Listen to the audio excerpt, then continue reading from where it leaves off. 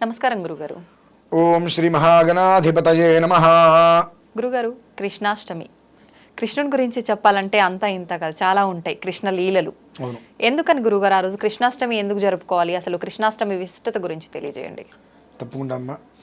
వసుదేవసుతం దేవం కంసచానూరమర్దనం దేవకీ పరమానందం కృష్ణం వందే జగద్గురుం. కృష్ణాష్టమి గురించి మనం తెలుసుకోవాలంటే కృష్ణావతారం గురించి మనం కొన్ని తెలుసుకోవాలమ్మా. ఎందువల్లనంటే బుద్ధిహీనులు, జ్ఞానశూన్యులు చాలామంది ఉన్నారు, వారికి తెలియాలి. ఎందువల్ల అంటున్నంటే మాట, రామాయణం గురించి మనకు తెలుసు, ఎన్నో మనం చరిత్రలు చూసాము, చదివాము. ఆంజనేయ స్వామి వారి, సీతమ్మ వారి కోసం చేసిన విధానాలన్నీ మనం చూసాము. వానరులందరూ కూడా రాముడి వారి కోసం తహతహలాడి కష్టపడ్డారు. రాముడు వారి యొక్క దివ్య మనోహర రూపాన్ని చూడడం కోసం చెప్పి ఈ వీళ్ళందరూ కూడా, వానరులందరూ కూడా ఆతృతపడేవారు. చారడేసి చంపలు, చారడేసి కళ్ళు అంటారు చూసారండి, అంతుండేవి రాముడు వారి కళ్ళు. ఇలా చూస్తే ఈ పక్క కనిపించేదండి, ఇలా చూస్తే ఈ పక్కనే ఉంది ఆయన కనిపించేది. చారడేసి కళ్ళు అంటారు. ఆజానుబాహుడు అలా కూర్చొని చేతులు ఇలా పెడితే ఇట్లా భూమి మీదకి అలా తగిలేవన్నమాట. అది జాను అంటే ఇవి. ఆ జానుబాహుడు ఊరు జానులు అంటే మోకాళ్ళు, ఇవి కావు. జాను అంటే మోకాళ్ళు. ఆ జాను బాహుడు ఇలా పెట్టి కూర్చుంటే మోచేతులు ఇక్కడికి వచ్చేవమ్మా. అంత ఉండేవారు రాముడు వారు. మనం కూర్చుంటే మనకి ఇక్కడికే వస్తాయి, మనకి ఎట్లా వస్తాయి. ఆయన ఇక్కడ ఇది ఇక్కడ మోకాల మీదకి వచ్చేది, జాను మీదకి వచ్చేది అది. అలా ఆయన తపస్సు చేసుకునేవాడు. అంతటి మహాకాయుడు రాముడు వారు. ఆయన చూడటానికి రెండు కళ్ళు సరిపోయేవి కావు. ఆంజనేయ స్వామి వారిని ఆయన రాముడు వారు కౌగిలించుకుంటారు. మిగిలిన వానరులు అందరూ కూడా అదే కోరుకుంటారు. వచ్చే జన్మలో నేను శ్రీకృష్ణుడు అవతారం ఎత్తుతాను, మీరందరూ గోపికలుగా వస్తారు, నా ప్రేమను మీరందరూ పొందుతారు అని చెప్పి రాముడు వారు వరమిస్తారు. ఆ వరప్రభావం చేత తరువాత జన్మలో మనకు ద్వాపర యుగంలో ఆయన కృష్ణ అవతారం ఎత్తడం, ఈ వానరులందరూ కూడా గోపికలుగా రావటం జరిగింది. మరి వాళ్ళందరికీ ప్రేమను పంచుతున్నారుగా, ఆ ప్రేమను వాళ్ళందరికీ ఆయన పంచాడు చక్కగా. కానీ మన వాళ్ళందరూ కూడా 16,000 మంది గోపికలతో రసక్రీడలు ఆడారని చెప్పి ఇష్టం వచ్చినట్టుగా సిగ్గు శరం లేకుండా మాట్లాడుకుంటూ ఉంటారు. అయితే శ్రీకృష్ణుడిని ఒక ఆయన ప్రశ్న అడిగారు, ఇలా ఇంతమంది తిట్టుకుంటున్నారు కదా ఏంటి అని అంటే ఆయన నవ్వాడు. ఆ నవ్వులు వచ్చిన సమాధానం ఏంటంటే, భక్తులు ఉంటారు, అంధభక్తులు ఉంటారు, మూఢభక్తులు ఉంటారు, అలాగే నాస్తికులు ఉంటారు, పరమనాస్తికులు ఉంటారు, అంతకు మించి నీచమైన మెంటాలిటీ కలిగిన, బుద్ధి కలిగిన మనుషులు ఉంటారు. వాళ్ళకి ఏంటంటే ఒక మనిషిని తిట్టడమే వాళ్ళకి ధ్యేయం, ఒక మనిషిని వేలెత్తి పొడవటమే వాళ్ళకి ధ్యేయం. అటువంటి వారు కూడా నా గురించి ఎవరికి పడితే వాళ్ళకి ఎట్లా పడితే అలా మాట్లాడినా కృష్ణ నామం ఇస్తారు కదా, వాళ్ళకి పుణ్యం నేను ఇచ్చేస్తా అన్నాడు ఆయన. అర్థమైందమ్మా? అర్థమైంది గురుగారు. కృష్ణ అంటే తిట్టినా ఏ రకంగా అన్నా నా నామం తెలిచారు కాబట్టి కృష్ణ అంటే కష్టాలు తీర్చేస్తా. ఇంకా వాళ్ళకి వాళ్ళు ఎటువంటి వాళ్ళైనా కావచ్చు, నా గురించి ఎన్ని రకాలైనా మాట్లాడుకోవచ్చు, ఎన్ని రకాలు మాట్లాడినా శ్రీకృష్ణుడు అంటున్నారుగా, ఆ ఒక్క నామానికి వాళ్ళ కష్టాలు మొత్తం తీర్చేస్తా నేనని చెప్పి అంతటి ధర్మశాలి, యోగశాలి, బుద్ధిశాలి ఎవరు లేరమ్మా. జగద్గురు ఆయన. జగద్గురు ట్రైన్లో మొట్టమొదటి జగద్గురు ఆయనేనమ్మా, శ్రీకృష్ణ పరమాత్మ. కృష్ణం వందే జగద్గురు అంటాం. జగద్గురు ఎవరయ్యా అంటే మొట్టమొదటి జగద్గురు శ్రీకృష్ణ పరమాత్మ. ఈశ్వరుడు కూడా కాదు, బ్రహ్మ కాదు, విష్ణుమూర్తి కాదు, శ్రీకృష్ణ పరమాత్మ మొట్టమొదటి జగద్గురువు.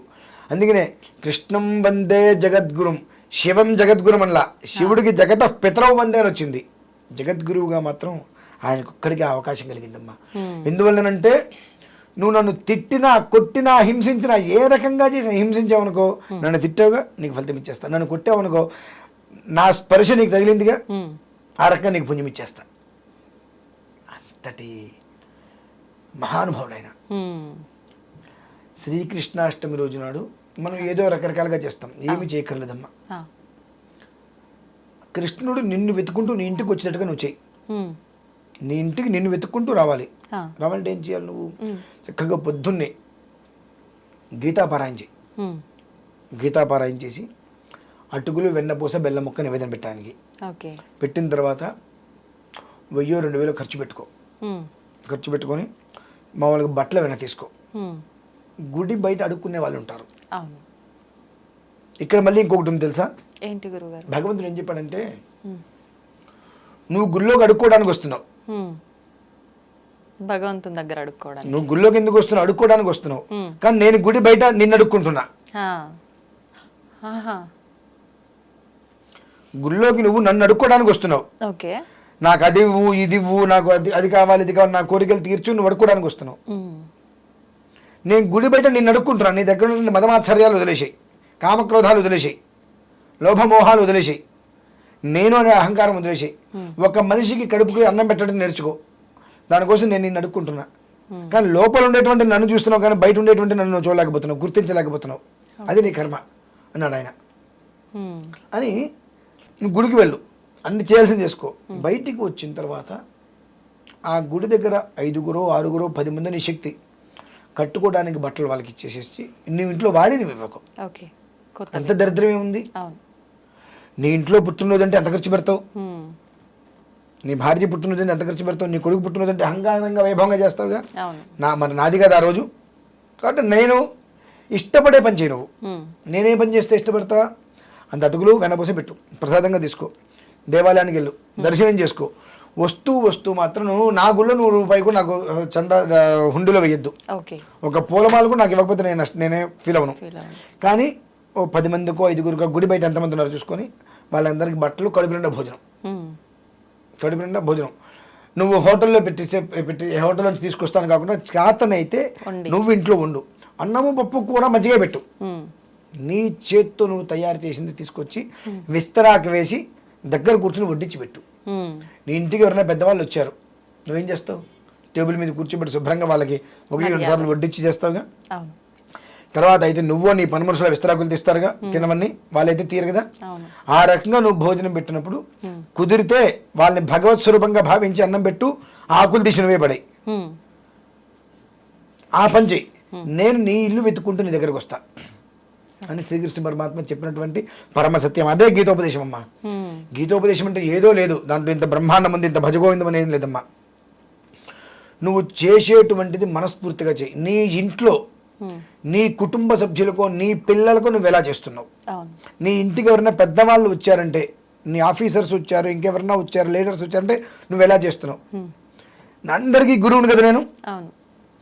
నా సంతోషం కోసమే నువ్వు చేసేది. నేను ఏం చేస్తే సంతోషిస్తా? కుచేలుడు ఎవరు? ఉమ్, కుచేలుడు ఎవరు? సామాన్యమైన పేదవాడు, ఒకప్పుడు నాకు స్నేహితుడు. కానీ నేను ఇప్పుడు కూడా ఆ కుచేలుడు వస్తే ఆ అటుకులు నేను చేతితో తీసుకుని తిన్నాగా. ఉమ్, అంత అంతఃపురంలో ఉంటే నన్ను చూడటానికి వస్తే నేను లోపలికి పిలిపించుకొని కాళ్ళు కడిగాగా కుచేలుడి. నా స్నేహధర్మం అది. అంటే అతను ఏ పొజిషన్ అని కాదు, నా కోసం వచ్చాడు. అవును. అది దృష్టిలో ఉంచుకో. కుచేలుడి కథను గుర్తుపెట్టుకో. కాబట్టి వాడు ఎవరైనా సరే చేతనైతే కూర్చొని చక్కగా వాళ్ళకి ఆ బట్టలు ఇచ్చి ఆ కట్టుకున్న తర్వాత, కట్టుకోలేదు ఓకే మంచిది, అయినా సరే కూర్చోబెట్టి విస్తరాకులు వేసి చక్కగా వాళ్ళకి అన్నం పెట్టు. ఉమ్, నెయ్యి వేయి. చచ్చిపోతామా నెయ్యి వేస్తే? నాకు ఏం పెడితే నేను సంతోషపెడతానో నువ్వు అక్కడ పెడితే అది నేను తిని సంతోషపడతా. వాళ్ళల్లో నాకు పెట్టినట్టుగా భావించి అక్కడ వాళ్ళకి పెట్టు నువ్వు. ఓకే. అని శ్రీకృష్ణ పరమాత్మ చెప్పిన సత్యం ఇదేనమ్మా. రోజు ఎట్లాగో మనం చెయ్యం. అవును.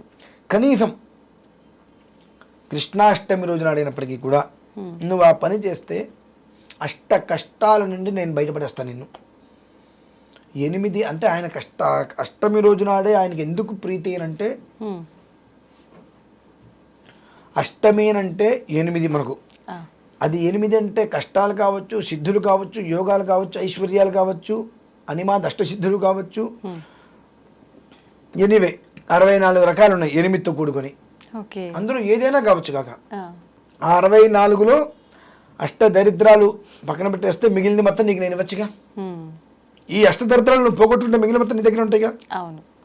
అంటే కృష్ణ అష్టమి, కృష్ణ అక్షయం ఉమ్, అనుకుంటూ నువ్వు చెయ్యి. నువ్వు ఏదైతే చేస్తావో దానికి 1000 రెట్లు నేను నీకు ఇస్తా. కానీ చేసేటువంటిది మాత్రం వికార భావంతో చేయొద్దు. ఏమాత్రం కూడా మనస్సులో నీకు కొంచెం వికార భావం వచ్చిన వాళ్ళు అలానే తింటారు. వాళ్ళకి తింటాను రాదు. కలుపుకుంటారు, సగం పడేస్తారు, సగం తింటారు, సగం కింద పడేసుకుంటారు. నీ పిల్లలకు నువ్వు కింద పడేసుకుంటూ నువ్వు తిడుతున్నావా? బుజ్జగిచ్చి పెడుతున్నావుగా అలా పెట్టే ప్రయత్నం చేయి, నీ వెనకాల నేను వెతుకుంటే నేను ఇంటికి వస్తా అని చెప్పి అదే మా గీతా సారాంశం అది. కృష్ణాష్టమి రోజున ఈ పని చేయగలిగితే చాలు. గురుగారు కృష్ణాష్టమి రోజు ఉట్లి కొట్టే కార్యక్రమం కూడా ఉంటుంది కదా, అవన్నీ అది సెకండరీ అదంతా. అది మనం ఆ పండగ చేసుకోవటం వేరు. ఆ పండగ అనేటువంటిది మనం ఆనందం కోసం చేసుకుంటాం. అవును. జీవితం వృద్ధి కావాలంటే మనం ఏం చేయాలనే విషయం నేను చెప్పా. అది ఆట అదంతా వేరే విషయం. మళ్ళీ గోకులాష్టమి అంటారు, కృష్ణాష్టమి అంటారు, రకరకాల పేర్లు ఉన్నాయి. ఆ ఉట్టి కొడతారు, అదంతా అందరు కలిసి ఆడుకునేటువంటి ఒక ఆట. ఆటకి ఈ విధానానికి సంబంధం లేదు కదండి.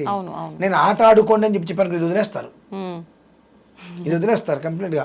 కాబట్టి ఇది కంప్లీట్ చేసుకొని ఆ తర్వాత ఆయన సాయంత్రం టైంలో ఆట ఆడుకోండి, ఏదైనా ఆడుకోండి, ఇది మాత్రం ఖచ్చితంగా చెయ్యండి. అంటే ఇది చేస్తే మీకు వచ్చేది ఏమిటంటే ఆ ఆట ఆడుకుంటే మీకు ఎంత సంతోషం ఉంటుంది. రంగులు వేసుకొని వసంతం కొట్టుకొని మీద ఎగిరెగిరి ఆడతారు కదా, ఆ అందులో ఎంత సంతోషం, అది క్షణకాలమే, ఆకాశేపి. ఇది చేస్తే ఆ జన్మంతం ఇస్తాడు ఆ సంతోషం మీకు. అంతకన్నా కావాల్సింది అంటే ఎంత అప్పు ఉండనండి, ఎంత ప్రాబ్లం ఉండనండి, ఏదన్నప్పటికీ కూడా ఆ ఆడే కాసేపు అన్ని మర్చిపోతాంగా, కేరింతలు కూడా దాన్ని కొట్టాలని ఒక ఉద్దేశంతో ఆడుతుంటాం. ఆ ఆనందం ఆ కాసేపే. ఈ పని చేసి నువ్వు ఆ పని చేస్తే జీవితకాలం నీకు ఆనందాన్ని ఇస్తాడు శ్రీకృష్ణ పరమాత్మ. అది సారాంశం అమ్మా. సంతోషం గురుగారు, చక్కగా వివరించారు. ధన్యవాదాలు.